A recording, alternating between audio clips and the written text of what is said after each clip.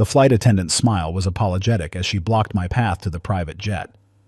"I'm sorry, sir, but Mrs. Harrison has requested that only family members board today." I looked past her shoulder at my wife of 11 years, Victoria, who was pretending to be absorbed in her phone while her mother, Patricia, stood beside her with that smug expression I'd come to recognize over the past 6 months. Family only. The words hung in the air like smoke from a house fire. "It's fine," I said, stepping back from the stairs. "Tell Victoria I hope the conference goes well." Victoria finally looked up, surprise flickering across her face. She'd expected anger, maybe a scene. Instead, I smiled, turned around, and walked back to the parking garage where my 8-year-old Honda sat between her Mercedes and her business partner's Range Rover.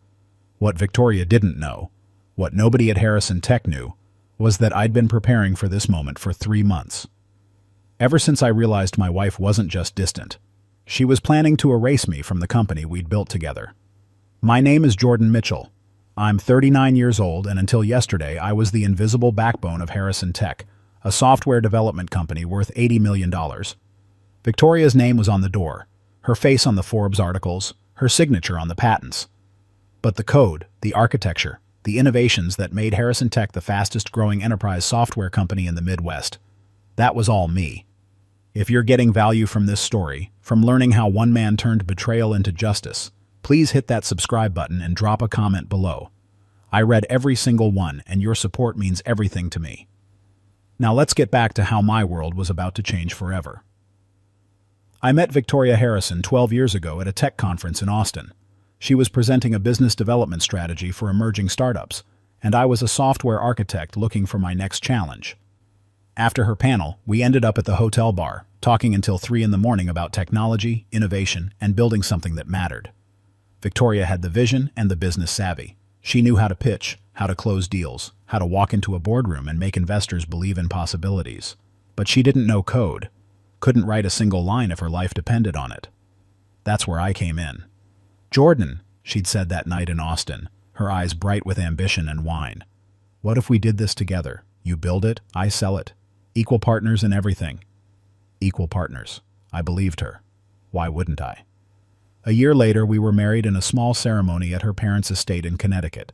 Her father, Richard Harrison, had made his fortune in commercial real estate, and her mother, Patricia, came from old money that bought influence and connections. They'd always treated me like I was staff rather than family, but Victoria defended me back then. Said they just needed time to see what I brought to the table. Harrison Tech started in our garage with $50,000 from Victoria's trust fund and my expertise. The company name was her idea. "Harrison has brand recognition," she'd explained. "My family name opens doors." I didn't argue. Names didn't matter to me. Building something revolutionary did. Our first product was enterprise resource planning software that actually worked the way businesses needed it to work. Not bloated, not overcomplicated, just elegant code that solved real problems. I spent 18-hour days writing, testing, and refining while Victoria networked with potential clients and investors.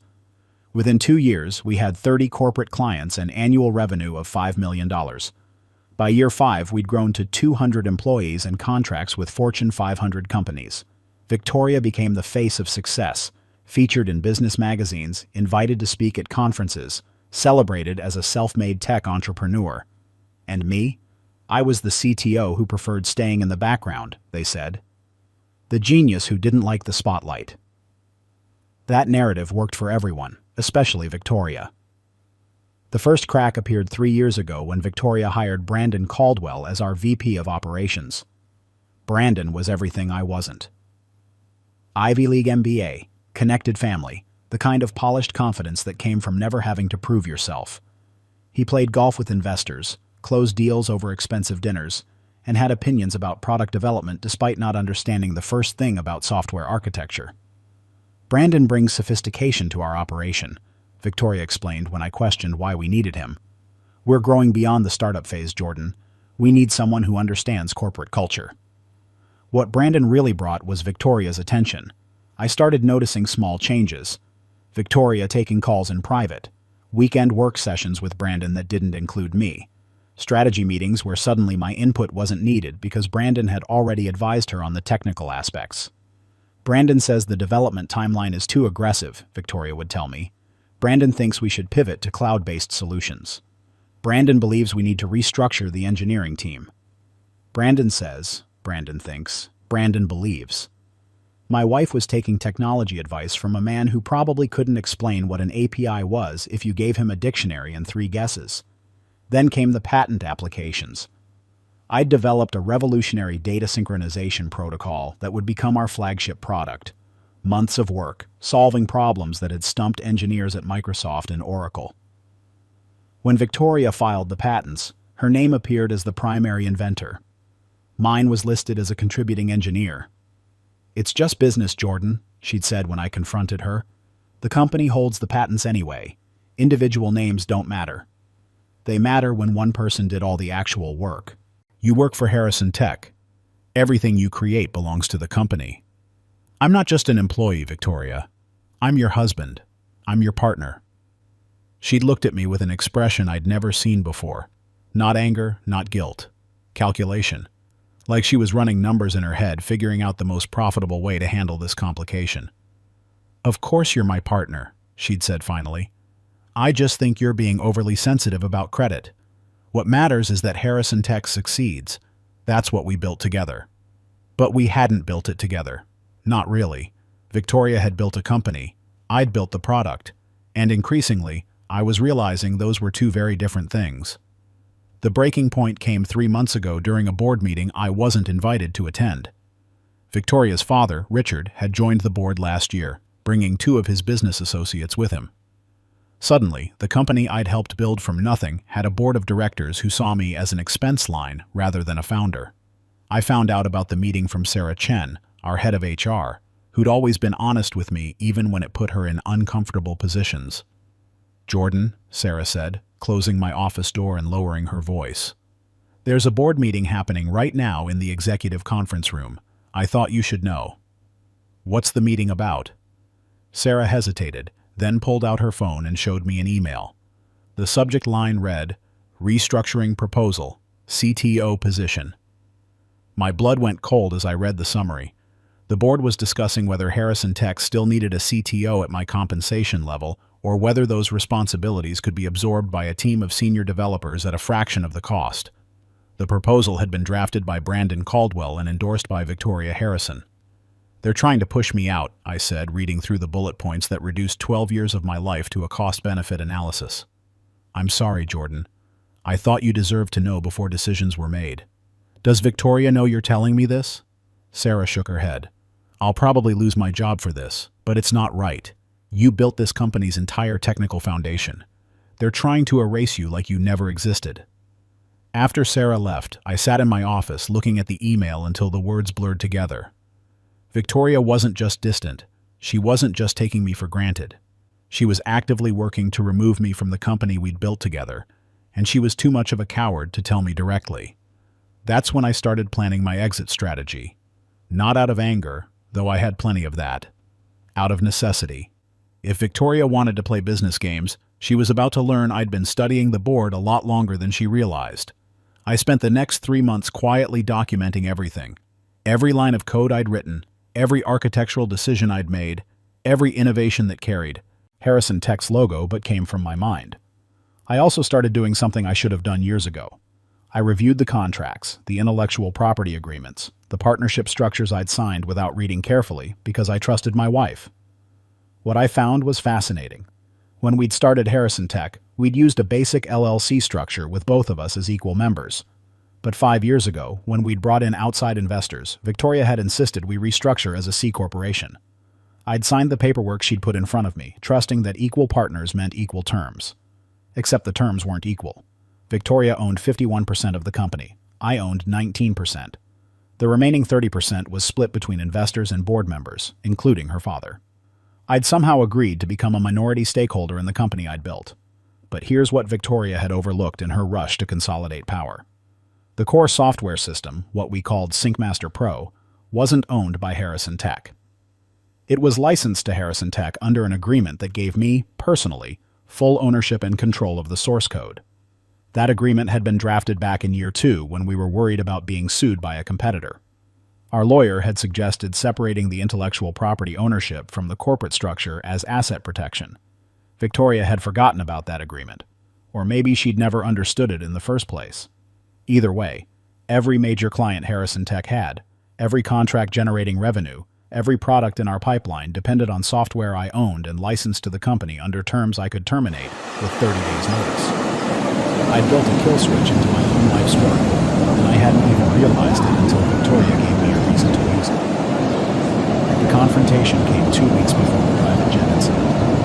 I'd been called into Victoria's office, where she sat behind her massive desk with Brandon standing beside her like a bodyguard. "Jordan," Victoria began, her voice taking on that professional tone she used with vendors. "We need to discuss your role moving forward." "I'm listening." "Harrison Tech is evolving. We're at a point where we need different types of leadership.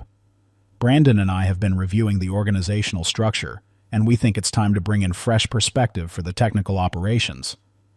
"You want to fire me?" "We're not firing you," Brandon interjected smoothly. "We're offering you a transition package, a consulting role where you can focus on the parts of development you're most passionate about without the stress of day-to-day management." I looked at my wife. She wouldn't meet my eyes. "How long have you been planning this?" "Jordan, don't make this emotional," Victoria said. "This is a business decision." "Our marriage is a business decision?" "That's separate." "Is it? Because from where I'm sitting, you're pushing me out of the company the same way you've been pushing me out of your life." Victoria's jaw tightened. "If you can't separate personal feelings from professional realities, that proves why this transition is necessary." "What's the real reason, Victoria? Is it about control? About the Harrison name being the only name that matters? Or is it about Brandon?" Brandon's expression flickered, just for a second, but I caught it. Victoria stood up abruptly. "This conversation is over. You'll receive the formal transition proposal by end of week. I expect you to review it professionally." "I'll give it all the consideration it deserves," I said, standing up. "Just like you gave me all the respect I deserved for building everything you're selling." That Friday, the proposal arrived. They were offering me $2 million over 3 years to transition out of my CTO role and into a consulting position with no real authority. I'd lose my office, my title, my company equity. In exchange, I'd get to watch from the sidelines while Brandon took credit for my work. I didn't respond to the proposal. Instead, I started preparing the documentation I'd need to terminate the software licensing agreement. And I called a lawyer, not the one Harrison Tech used, but a specialist in intellectual property and business divorce who'd come highly recommended. "Mr. Mitchell," the lawyer David Brennan said after reviewing my contracts, "you have significant leverage here. The question is whether you want to use it." "What are my options?" "You can accept their transition offer and walk away with $2 million. Or you can terminate the licensing agreement, effectively shutting down their ability to operate, and negotiate a much better exit package." "What would a better package look like?" "Given that the company can't function without your software, I'd estimate somewhere between $15 to $20 million, plus retention of your equity stake, plus proper credit for your intellectual property contributions." I sat in David's office, looking at the contracts spread across his conference table, and realized something important. I wasn't angry about the money. I was angry about being erased. About 12 years of my life being reduced to a consulting role, so Victoria could play CEO without the inconvenience of a partner who knew the truth. "Let's do it," I said. "Let's shut them down." David smiled. "Now we're talking. But first, you need to give them the required 30 days notice. And during those 30 days, you need to be absolutely professional. No confrontations, no emotional outbursts, just quiet preparation." The private jet incident happened during those 30 days. Victoria was flying to a tech conference in San Francisco with her mother Brandon and several board members. I'd assumed I'd be going too. We always traveled together for major conferences. But the morning of the flight, I received a text from Victoria. "Change of plans. Taking the jet with family and board members. You should fly commercial and meet us there." Family and board members. Not your husband. Not your partner. Not the person who built what you're selling. I drove to the private airport anyway, curious to see if she'd have the courage to tell me directly. That's when the flight attendant delivered her message. Family only. I could have made a scene, could have demanded to speak with Victoria, could have reminded everyone there that without me, Harrison Tech was just an empty brand name and a CEO who couldn't code her way out of a paper bag. Instead, I smiled, nodded, and walked away. Because in exactly 22 days, I was going to terminate the licensing agreement, and Victoria's family-only flight would become a very expensive trip to nowhere. I spent the next 3 weeks working normally, attending meetings, reviewing code, acting like everything was fine. Victoria seemed relieved that I wasn't fighting the transition proposal. Brandon started treating me with the kind of dismissive courtesy people use with employees who've already been fired but don't know it yet. On day 29, I sent the termination notice. Certified mail to Harrison Tech's registered agent, copies to Victoria, Brandon, and every member of the board. The letter was professionally worded and completely devastating. Effective in 24 hours, I was terminating the licensing agreement that gave Harrison Tech the right to use SyncMaster Pro and all associated intellectual property. Without that software, Harrison Tech couldn't fulfill a single client contract, couldn't deliver the products they'd promised, couldn't operate. I'd just shut down an $80 million company with a single-page letter. The calls started within an hour.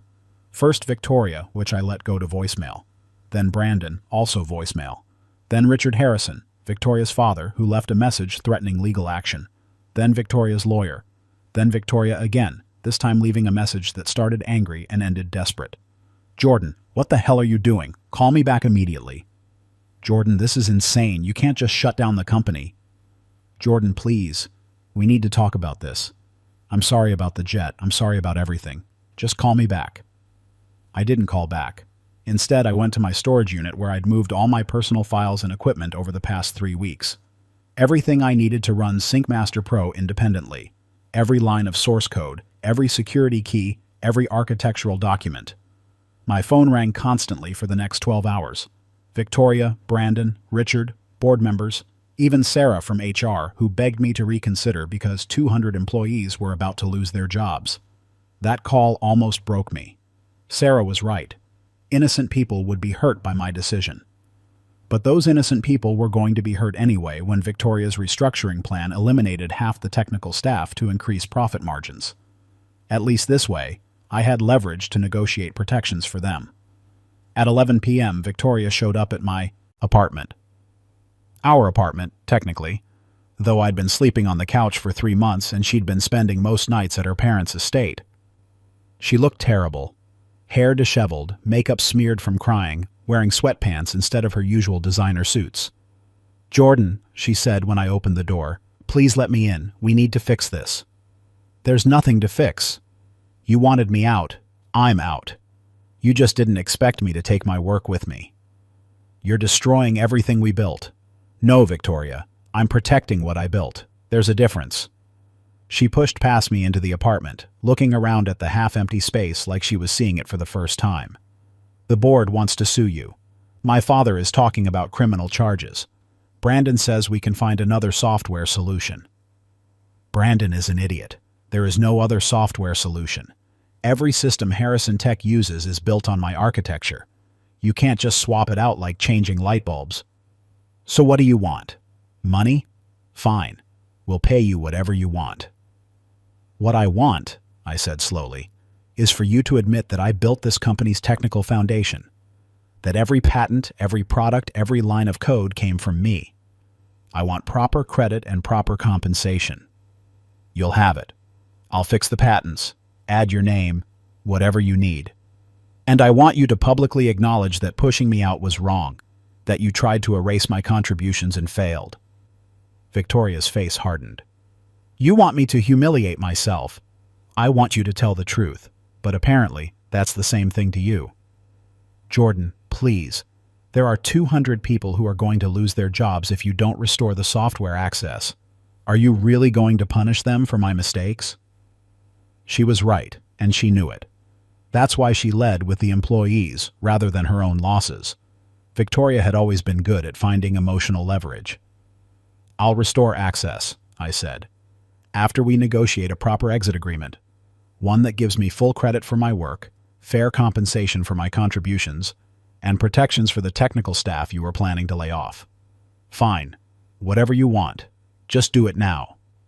"No. We do this properly, through lawyers, with everything documented. I've spent 12 years trusting you, Victoria. I'm not making that mistake again." Her expression shifted from desperation to cold calculation. "You realize you'll never work in this industry again if you destroy Harrison Tech. Everyone will see you as vindictive, unstable. Maybe. Or maybe they'll see me as someone who refused to be erased by his own wife." Victoria left without another word. The next morning, her lawyer called David Brennan and negotiations began. They started by offering $5 million to restore access. David countered with $25 million, plus retained equity, plus public acknowledgement. They called him crazy. He sent them a list of all the client contracts Harrison Tech couldn't fulfill without my software. By day 3, they were up to $12 million. By day 5, $18 million. By day 7, they agreed to my full terms. $22 million, 15% retained equity that couldn't be diluted, my name restored to all patents and intellectual property, and most importantly, protections for the technical staff, including guaranteed severance and priority rehiring rights. The press release went out the following Monday. Harrison Tech announced that founder Jordan Mitchell had transitioned to a strategic advisory role following an amicable restructuring of partnership agreements. The company thanked him for his invaluable technical contributions and looked forward to continued collaboration. Amicable. That was Victoria's word, carefully chosen to save face while I cashed a check that would set me up for life. I restored the software access that afternoon, watching from my apartment as Harrison Tech's systems came back online. I could imagine the relief in the office, the employees celebrating that their jobs were safe, Victoria and Brandon pretending this had all been part of some master plan. Sarah Chen called me that evening. "Jordan, I don't know what you did, but thank you. They just announced that not only are there no layoffs, but they're hiring 30 more technical staff." "That was part of the deal. Make sure you get yours in writing, Sarah. Never trust a handshake from someone who was ready to cut you loose." "What about you? What are you going to do now?" "I'm going to build something new. Something that's mine from the start. No partners, no compromises, no family names on the door." And that's exactly what I did. With $22 million in the bank and 12 years of experience building enterprise software, I launched Mitchell Systems. No fancy name, no inherited brand recognition. Just me and a team of developers who'd left Harrison Tech after seeing how Victoria treated the person who built her empire. Within a year, we had $10 million in revenue. Within 2 years, we'd landed contracts with 3 of Harrison Tech's former clients, who preferred working directly with the person who actually understood their needs. Victoria tried to sue for breach of contract, but David Brennan reminded her lawyers that my settlement specifically allowed me to compete in the same market. The divorce finalized 18 months after the private jet incident. Victoria fought me on everything, trying to claim that Mitchell Systems was built using Harrison Tech resources. David proved that every line of code, every system architecture, every client relationship was created after my exit using only my own capital. The judge wasn't sympathetic to Victoria's arguments.